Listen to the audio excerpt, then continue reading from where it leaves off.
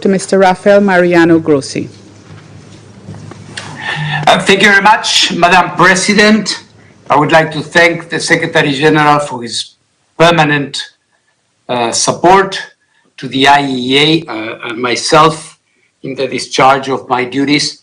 I also like to thank the Assistant Secretary General for his intervention right now.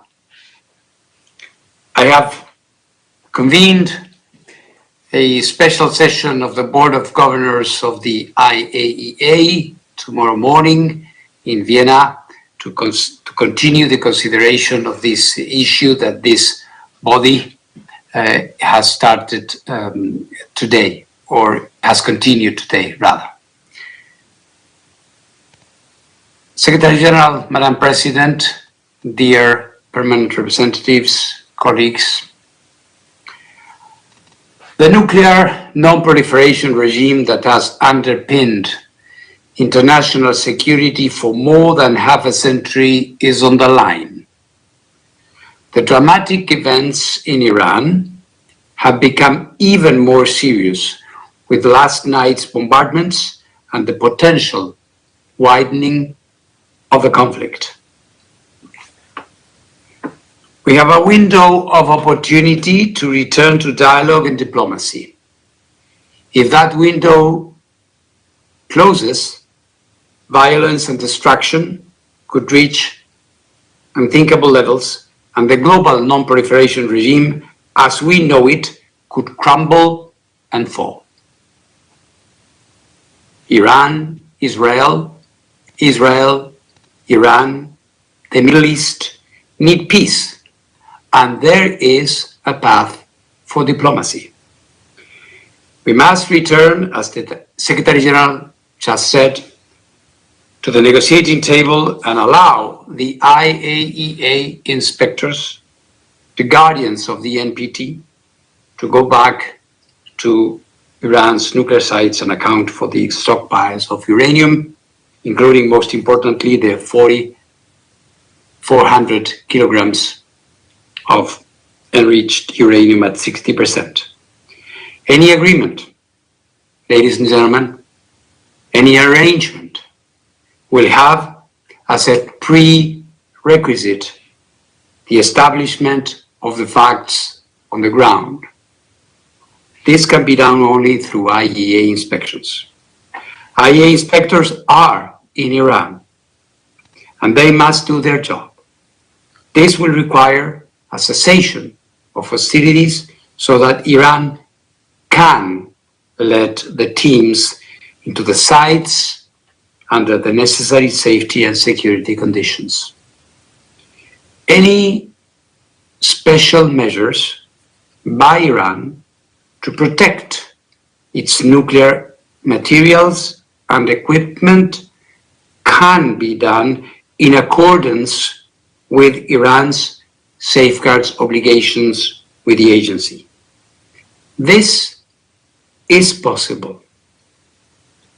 Madam President, based on the information available to the IAEA, let me update you on what has occurred at Iran's nuclear sites since I last addressed this Council 3 days ago.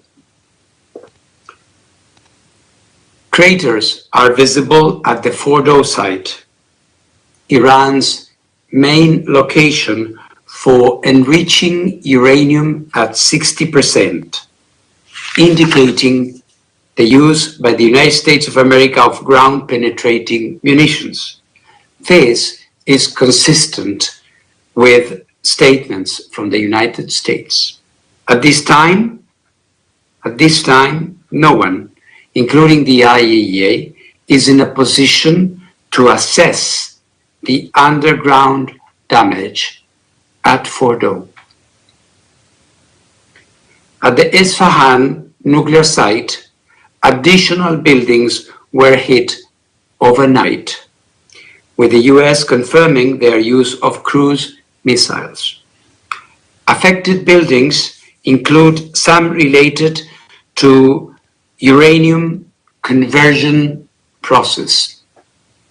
Also, at this site, entrances to tunnels used for the storage of enriched material appear to have been hit. At the Natanz enrichment site, the fuel enrichment plant has been hit again, with the US confirming that it used ground-penetrating munitions.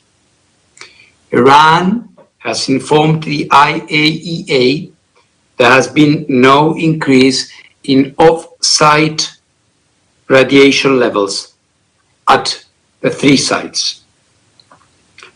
The situation at all other sites in Iran remains as I described them to you 3 days ago. We continue to monitor the situation and encourage the Iranian regulator to maintain its indispensable contact with the IAEA's Incident and Emergency Center. Madam President, the IAEA has consistently underlined, as stated in General Conference resolutions, that armed attacks on nuclear facilities should never take place and could result in radioactive releases with grave consequences within and beyond the boundaries of the state, which has been attacked. I therefore again call on maximum restraint.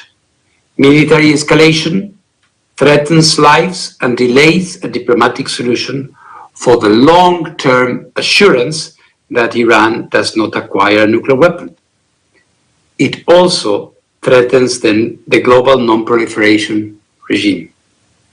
As I stated 3 days ago and before, I am ready to travel immediately and to engage with all relevant parties to help ensure the protection of nuclear facilities and the continued peaceful uses of nuclear technology in accordance with the agency's mandate.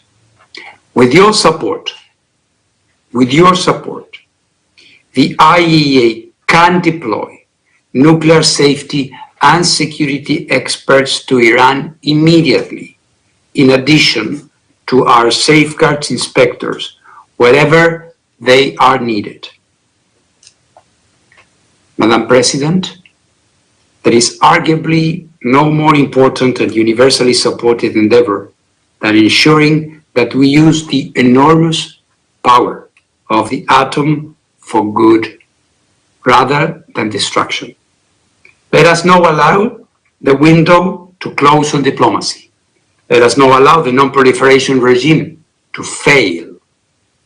Irrespective of individual positions and views, one thing is certain, and this is the simple truth: we will not be safer if there are more nuclear weapons in more states around the world. The IAEA is ready to do its part to bring this military confrontation to an end. Thank you very much. I thank Mr. Grossi for his briefing. I now give the floor to those council members who may wish to make statements. I give